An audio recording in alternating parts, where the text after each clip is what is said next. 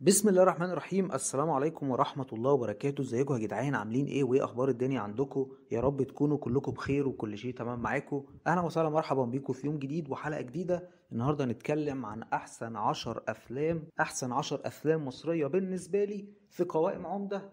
قائمة احسن 10 افلام مصرية بالنسبة لي، وده بالنسبة لي مش بالنسبة لك ولا بالنسبة لهم، هو بالنسبة لي أنا بس. النهارده هنتكلم عن أول فيلم، وهو فيلم الحريف من بطولة عادل إمام ومن إخراج محمد خان. خلي بالك إن الحلقة دي كلها ارتجالية بدون أي إعداد أو تحضير أو نص أو تجهيز. فلو عايزني بقى إن أنا أقعد أعمل إعداد وتأليف وكتابة وبحث ومراجعة وتنقيح وتظبيط وترتيب وتجهيز وخلافه، اخبط اللايك واعمل كومنت وشير الحلقة واشترك في القناة وفعل الجرس، عشان القناة دلوقتي مش بتدخل لنا فلوس. لو القناة دخلت لنا فلوس اوعدكم ان انا هجتهد شوية في المحتوى وهبطل شغل الارتجال ده، وهعمل الارتجال ده لما يكون عندي معلومات اكتر واكتر او اكون مركز.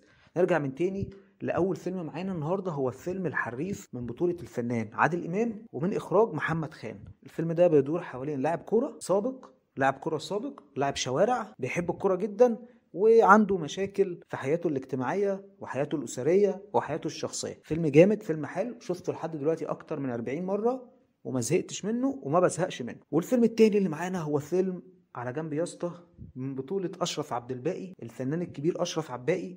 لو انت ما تعرفش مين هو أشرف عبد الباقي فأحب أقول لك إن الراجل ده بيعمل كل حاجة، حرفيا بكل معنى الكلمة هو بيعمل كل حاجة. عامل بالظبط زي الفنانة الكبيرة صاحبة السعادة إسعاد يونس، بيمثل، بيغني، بيرقص، الرقص هنا اللي هو الرقص الاستعراضي، وبيخرج وبينتج ومدير فرقة وبيقدم برامج وبيذيع وبيعمل حاجات تانية كتير جدا جدا جدا. ممكن صاحبة السعادة تتفوق عليه في ان هي بتكتب، يعني عندها كتاب وبتكتب مقالات ومش عارف ايه ومش عارف ايه تاني، زي ان هي بتقدم برنامج صاحبة السعادة بقالها كذا سنة. في نفس الوقت اشرف عبد الباقي ما بيطولش كتير في تقديم البرامج، يعني بيشتغل شوية ويبطل شوية، يشتغل شوية يبطل شوية. فدي حاجة ممكن تكون الفرق ما بينه وما بين اسعاد يونس. ففيلم على جنب يا اسطى بتدور قصته حوالين سواق تاكسي وبس كده، خلصانه بشياكه. عنده شويه مشاكل في شغله وشويه مشاكل في حياته، والحياه تستمر وتطلع وتنزل. والفيلم ده شهد يعني مشاركه من آسر ياسين. آسر ياسين حاليا دلوقتي نجم كبير وعنده افلام ومسلسلات وحاجه كبيره قوي سعادتك. يعني تالت فيلم معانا هو فيلم فاصل ونعود.